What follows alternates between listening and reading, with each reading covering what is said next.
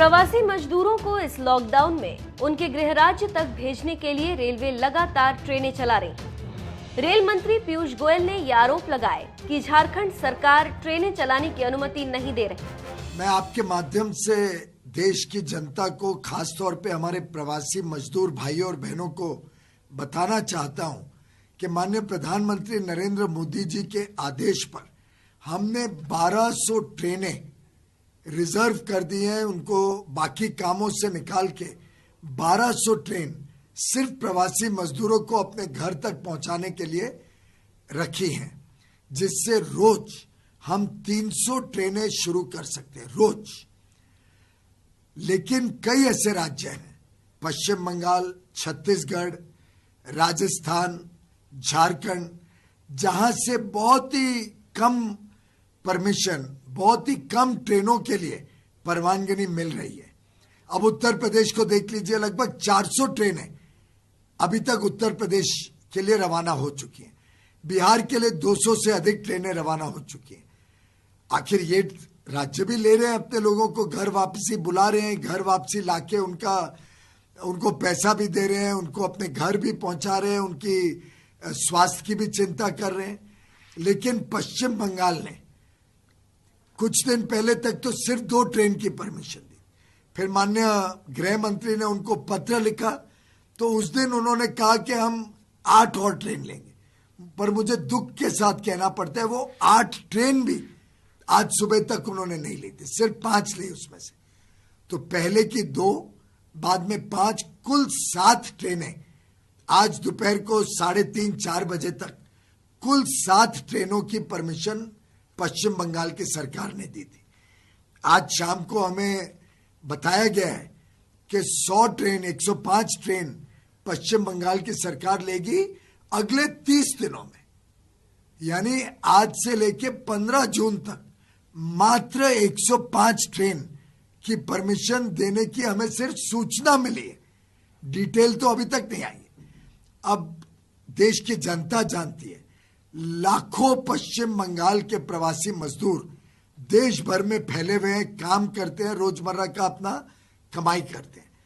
उसमें से कई, और मुझे अनुमानित नंबर दिया गया है कि शायद 30 से 50 लाख ऐसे पश्चिम बंगाल के हमारे भाई बहन हैं जो एक बार अपने घर जाना चाहते हैं, अपने परिवारजनों को मिलना चाहते हैं, अपने बच्चों को, अपने माँ बाप को मिलना चाहते हैं। उनको सभी को हम रेलगाड़ी की सुविधा देने के लिए पूरी तरीके से तैयार है।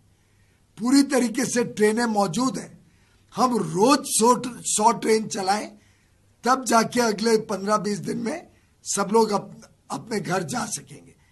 लेकिन अगर 30 दिन में सिर्फ 100 ट्रेन दी जाएंगी तो आप सोचिए कि शायद मेरे हिसाब से मात्र 5-7% लोगों के लिए ट्रेन की सुविधा मिलेगी और बाकी सब लोग परेशान होंगे। शायद चल के जाएंगे, सड़कों पे जाएंगे, ट्रैक के ऊपर चलेंगे, कोई ट्रक के ऊपर चढ़ने की कोशिश करेगा, कोई बस ढूंढेगा, कोई साइकिल चलाएगा, और कितने हादसे देश के समक्ष आ रहे हैं। तो मैं हाथ जोड़ के विनती करूंगा पश्चिम बंगाल की, झारखंड के मुख्यमंत्री ने भी आज स्टेटमेंट दिया कि हम सब झारखंड वासियों को लेने को तैयार है। तो भाई परमिशन दीजिए कि हम सब ट्रेनें पहुंचा सकें।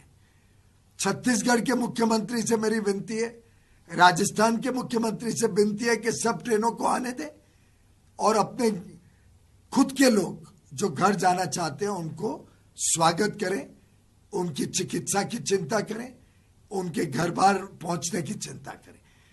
रेल मंत्रालय पूरी तरीके से ये 1200 ट्रेन लेके बैठा है और रोज 250 से 300 ट्रेन चलाने के लिए प्रतिबद्ध है हमारे प्रवासी मजदूरों के। पीयूष गोयल के इस बयान का झारखंड के मुख्यमंत्री हेमंत सोरेन ने भी जवाब दिया। हेमंत सोरेन ने कहा कि केंद्र सरकार ट्रेन पर राजनीति न करे। ये लोग अनुमति नहीं दे रहे हैं। इनसे पूछिए कि क्या इन लोगों ने अपने विवेक के अनुसार मजदूरों के लिए ट्रेन का प्रारंभ क्या इन लोगों ने अपने स्तर पर किया कि हम लोगों के लगातार प्रधानमंत्री जी के आग्रह मौखिक रूप से, लिखित रूप से करने के बाद दिया। पहले ये बता दें, इनके ये हर विषय पर एक राजनीतिक ये खोजते हैं। आपको पता है राज्य सरकार ने कितनी आज तक एनओसी दी है ट्रेनों की? लगभग 110 ट्रेनों की एनओसी राज्य सरकार ने दे दी है कि ट्रेन यहां आ सकती है, और लगभग 110 के लगभग विभिन्न राज्यों ने भी ट्रेन की एनओसी मांगी की अनुमति मांगी है, जो हम लोगों ने दे दिया है। ये 2 राज्यों के बीच में जो ट्रेनें चलती हैं, वो ट्रेन पहुंचने के लिए अनुमति और भेजने की अनुमति दोनों राज्यों की सहमति की आवश्यकता पड़ती है। इसके तहत हमारी आज के दिन में लगभग 50 ट्रेनें कैसे हवा में आ गई क्या हमारे राज्य में? आज उसी के अनुपात में लगभग 60-70 हजार मजदूर क्या पैदल आ गए? ऐसे तो नहीं। पैदल तो अपने मशक्कत से जो लोग आ रहे हैं सो आ ही रहे हैं। ये तो देखिए, अब कौन क्या कर रहा है नहीं कर रहा है, देश देख रहा है, जान रहा है। और मुझे लगता है कि मजदूरों को लाने की प्रक्रिया सबसे पहले इस देश में झारखंड में ही हुई। झारखंड में ही मजदूरों ने सबसे पहले प्रवेश किया है। और दुर्भाग्य ये है आज की बात और आज के समय में हमारे पास संसाधन नहीं होने के बावजूद हम लगातार प्रयास कर रहे हैं कि हमारे राज्य में मजदूर या हमारे झारखंडी प्रवासी अपने राज्य में आए। और आज लाखों की संख्या में लोग सड़कों पर चल रहे हैं। भारत सरकार के पास कोई मैकेनिज्म नहीं है कि आज उन मजदूरों को पैदल ना चलना पड़े। महिलाएं सड़कों पर प्रसव कर रही हैं, लोगों की जानें जा रही हैं, लेकिन सरकार मूक दर्शक बन करके सिर्फ और सिर्फ एक कहा जाए कि अपनी राजनीतिक रोटी सेकने पर लगी है। आपको बता दें कि प्रवासी मजदूरों का पलायन अभी भी जारी है। ऐसे में ट्रेनों को लेकर सियासत भी शुरू हो गई।